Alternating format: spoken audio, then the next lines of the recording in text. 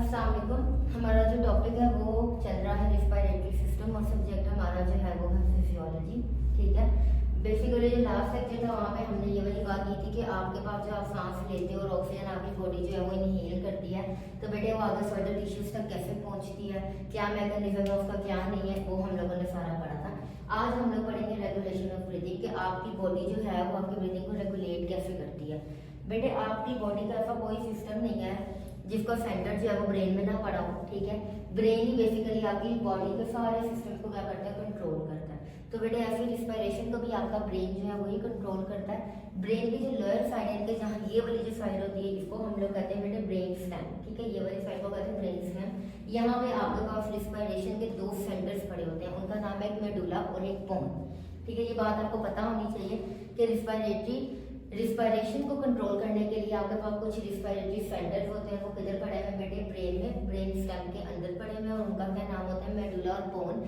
ये दोनों आपकी रिस्पायरेशन एक्सपायरेशन को कंट्रोल करते हैं। ठीक है, अब मैंने आपके पास लिखा है कि रेगुलेशन और जो ब्रीदिंग है वो दो मैकेनिज्म के थ्रू होती है। एक होता है नर्वस मैकेनिज्म, ठीक है, और एक होता है आपका केमिकल मैकेनिज्म। केमिकल मैकेनिज्म की बात अगर करें अभी तो वो तो नाम से ही पता चल रहा है कि कोई ना कोई केमिकल रिलीज होगा, किसी ना किसी तरीके से कोई ना कोई स्टिमुलेशन आपको पता चलेगी, बॉडी में कुछ ना कुछ होगा, तो ये वाला मैकेनिज्म आएगा। नर्वस मैकेनिज्म की अगर हम लोग बात करें तो नर्वस मैकेनिज्म के अंदर हमारे पास आ जाता है ये कि आपके ब्रेन की सारी बात, नर्वस का मतलब ही आपके पास क्या होता है, ब्रेन। ठीक है, तो रिस्पायरेटरी सेंटर बेसिकली किधर पड़े हैं, ब्रेन में। मैंने पहले बताया ब्रेन स्टेम के अंदर मेडुला और पोन में। ये क्या करते हैं, रेगुलेट करते हैं आपकी ब्रीदिंग को। अब आगे फर्दर आपको जो रिस्पायरेटरी सेंटर्स है वो तीन में डिवाइड है। ठीक है, एक है डोर्सल ग्रुप, एक है वेंट्रल ग्रुप और एक है नीमोटेक्सिक ग्रुप। डोर्सल ग्रुप क्या करेगा बेटे, आपको ये पता होना चाहिए कि ये किधर प्रेजेंट है और उनका काम क्या है। ठीक है, डोर्सल रिस्पायरेटरी ग्रुप आपके पास बेटे मेडुला में प्रेजेंट है और ये बेसिकली आपके पास क्या कराएगा, इंस्पायरेशन कराएगा, सांस लेना, ऑक्सीजन अंदर की तरफ इनहेल करना। ठीक है, वेंट्रल ग्रुप आपके पास क्या कराएगा बेटे, एक्सपायरेशन कराएगा, कार्बन डाइऑक्साइड को बाहर निकालना, और ये भी किधर प्रेजेंट है, मेडुला में। जो थर्ड वन है आपके पास, लास्ट वन, वो है नीमोटेक्सिक, और बेटे ये किधर प्रेजेंट है, आपका पोन्स में प्रेजेंट है।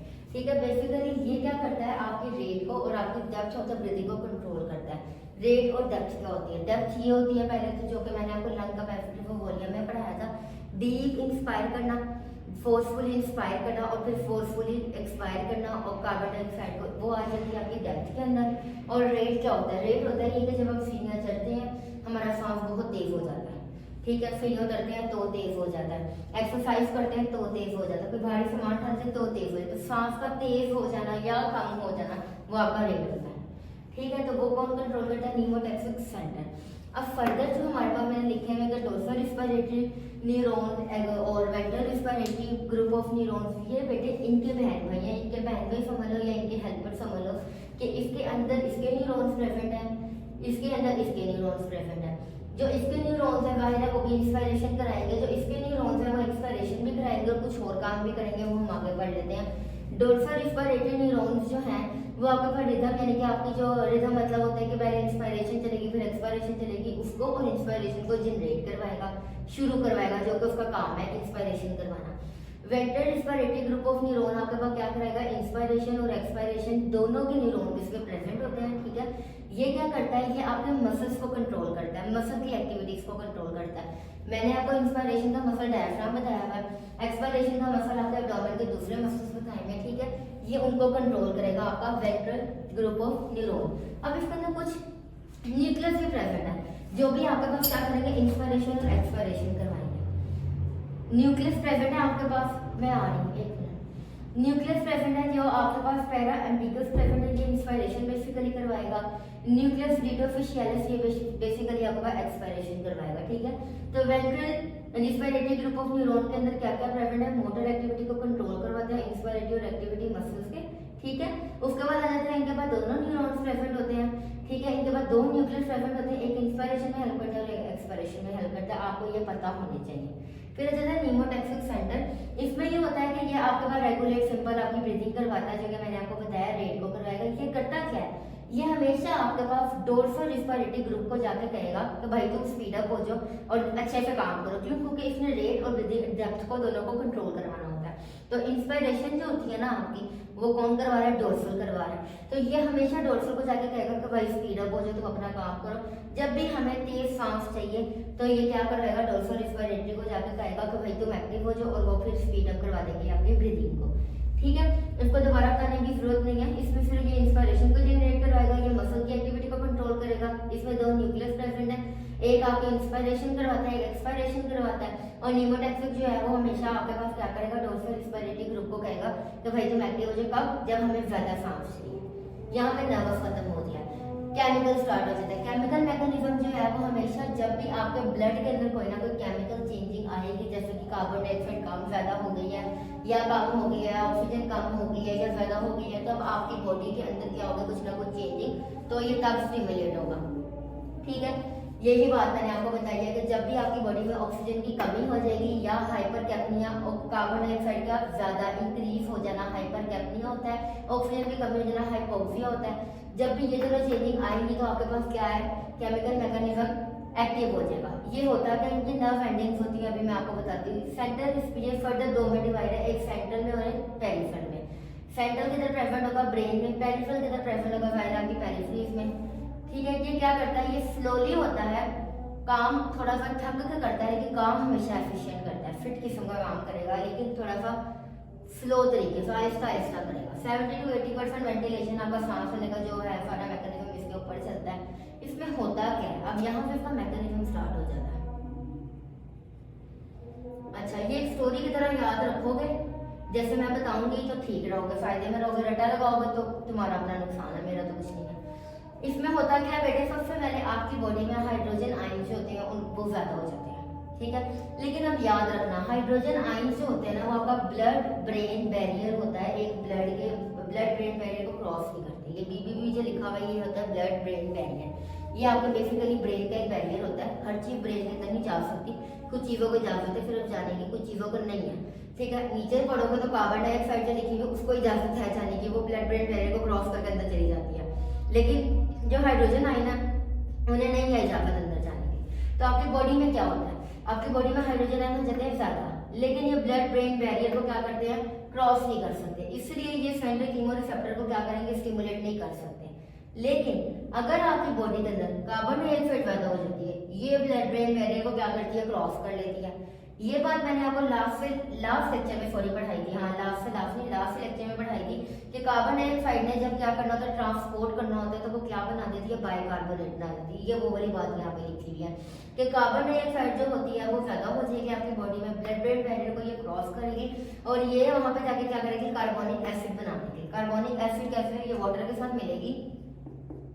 ठीक है, और ये क्या बना देती है? Carbonic acid. जब ये कार्बोनिक एसिड टूटेगा ना तो आपके पास हाइड्रोजन आयन निकलेंगे। ठीक है, हाइड्रोजन आयन निकले और फिर बाइकार्बोनेट के आयन्स निकले कुछ। ठीक है, ये क्या? अब ये जो ऑलरेडी बाहर है वो तो ब्लड ब्रेन बैरियर में ही है, आपका अंदर दिमाग के अंदर चला गया, कार्बन डाइऑक्साइड उधर ही जाकर वो टूटी है। अब आपका जो हाइड्रोजन आयन है ना, जो बहुत ज्यादा तादाद में निकले, उन्होंने क्या किया? स्टिमुलेट कर दिया आपके पास सेंट्रल कीमो, आपके पास केमिकल मैकेनिज्म के सेंट्रल कीमो रिसेप्टर्स को। ठीक है, अब क्या होगा कि ये जब बेचारे एक्टिव हो गए हैं सेंट्रल कीमोरिसेप्टर, ये वही वाले काम करेंगे पीछे वाले कि डोर्सल रेस्पिरेटरी ग्रुप को क्या करेंगे कि भाई तुम जल्दी जल्दी सांस लेना स्टार्ट करो, और वो बेचारा वेंटिलेशन जल्दी से स्टार्ट कर देगा। ठीक है, समझ आई है? इस पूरे मैकेनिज्म के अंदर सिर्फ इतनी बात लिखी है कि आपके पास सेंट्रल कीमोरिसेप्टर ब्रेन में प्रेजेंट होते हैं। ये काम स्लोली करते हैं लेकिन बिल्कुल अच्छा काम करते हैं। 70 to 80% वेंटिलेशन का काम करते हैं। इनमें नॉर्मली हाइड्रोजन आयन आपकी बॉडी में ज्यादा प्रोड्यूस होता है, लेकिन वो आपके ब्लड ब्रेन बैरियर को क्रॉस नहीं कर सकते, इसलिए वो कुछ नहीं करते। लेकिन अगर आपकी बॉडी में कार्बन डाइऑक्साइड ज्यादा हो जाए तो carbon dioxide blood brain barrier को क्रॉस कर लेती है। जब वो ब्लड ब्रेन बैरियर को क्रॉस करके आपके अंदर चली जाती है तो वो क्या करती है?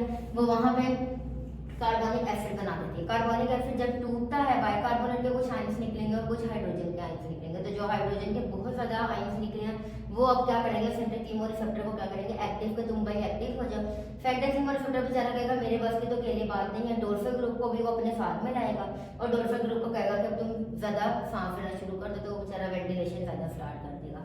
अब सेकंड वाला जो प्रोसेसर पेरिफेरल कीमोरिसेप्टर, ये कब एक्टिव होगा? अगर आपकी बॉडी में ऑक्सीजन की कमी होगी, क्या हो गया? हाइपोक्सिया।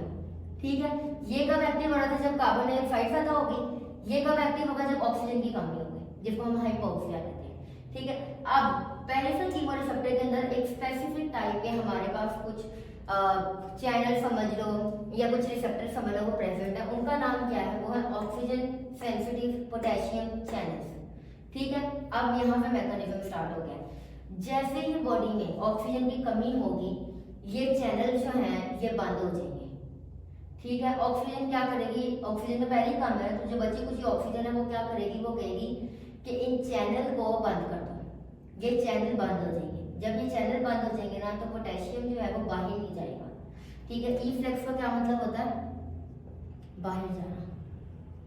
ठीक है। पोटेशियम नॉर्मली बाहर जा रहा था, बाकी चीजें अंदर आ रही थी, एक सिंपल मैकेनिज्म चल रहा था। जैसे ही ऑक्सीजन की होगी कमी, जो अंदर बची हुई ऑक्सीजन है वो कहेगी इन चैनल्स को करो बंद, ताकि पोटेशियम बाहर ना जाए।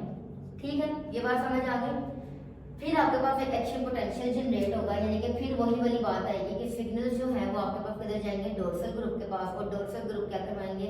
आपके मसल्स को एक्टिव करवाएंगे और वो कहेंगे वेंटिलेशन ज्यादा करो, और जिधर जिधर आपकी बॉडी में ऑक्सीजन की जरूरत होगी वहां पे ऑक्सीजन चली जाएगी। ठीक है। अब ये आपने इन दोनों में ये बात याद रखनी है कि ये कब एक्टिव होता है कि आपके पास कार्बन डाइऑक्साइड जब ज्यादा होती है ना बेटे, ये तब होगा। और ये कब एक्टिव होगा? जब आपके पास ऑक्सीजन की कमी हो जाती है। पहली बात ये क्या करेगा? ब्लड ब्रेन बैरियर को क्रॉस करके वहां पे क्या हाइड्रोजन आयन पैदा हो जाएंगे। हाइड्रोजन आयन पैदा होंगे तब भी वो डोर्सल ग्रुप को एक्टिव करवा देगा। ये क्या करेगा कि ये आपके पास जो ऑक्सीजन है वो पोटेशियम चैनल्स को क्रॉस करवा देंगे, ताकि पोटेशियम बाहर ना निकल सके। और एंड पे वही करवाएंगे, डोर्सल ग्रुप को स्टिमुलेट, और डोर्सल ग्रुप जो है वो वेंटिलेशन क्या करवा देगा? ज्यादा करवा देगा। ठीक है। तो ये पूरा लेक्चर है आपका, जिसके अंदर हम लोगों ने ये पढ़ा कि दो हमारे पास मैकेनिज्म होते हैं, एक नर्वस एक केमिकल। नर्वस के अंदर आपके पास ब्रेन सेंटर्स आ जाते हैं, जिसमें पूंछ और मेडुला है, वो आपके पीछे वाली ब्रेन स्टेम वाली जगह पर प्रेजेंट होते हैं, रिस्पिरेशन को कंट्रोल कर रहे होते हैं। ठीक है। फर्दर टीम में आपके पास रिस्पिरेटरी सेंटर डिवाइड होते हैं, dorsal, ventral, pneumotaxic. Dorsal inspiration करवाएगा, वेंट्रल एक्सपायरेशन के साथ साथ आपके मसल की एक्टिविटीज को कंट्रोल भी करवाएगा रिस्पिरेशन के, और नीमोटैक्सिक आपके रेट और डेप्थ को कंट्रोल करवाएगा। ठीक है। फिर केमिकल आ जाता है, उसमें दो आ जाते हैं, सेंट्रल और पेरिफेरल। सेंटर ब्रेन में प्रेजेंट है। ठीक है। क्या करवाएगा? हाइड्रोजन आयन इसमें रिलीज होंगे, आपको कुछ नहीं करेंगे। जैसे कार्बन डाइऑक्साइड आपकी बॉडी में ज्यादा हो जाएगी, वो आपके ब्लड ब्रेन बैरियर को क्रॉस करती है, वहां पे वो हाइड्रोजन आयन को, बाइकार्बोनेट आयन को रिलीज करवाएगी। वो फिर आपके सेंट्रल कीमोरिसेप्टर को एक्टिव करेंगे और आपका डोर्सल ग्रुप को एक्टिव करेंगे, और वहां पे वेंटिलेशन आपकी स्टार्ट हो जाएगी। थर्ड लास्ट वन आ जाता है आपके पास हाइपोक्सिया। आपकी बॉडी में ऑक्सीजन की कमी होगी पेरिफेरल कीमोरिसेप्टर के अंदर, तब आपके पास वो ऑक्सीजन सेंसिटिव पोटेशियम चैनल को कहेंगे कि भाई तुम बंद हो जाओ, ताकि पोटेशियम बाहर निकल ना सके।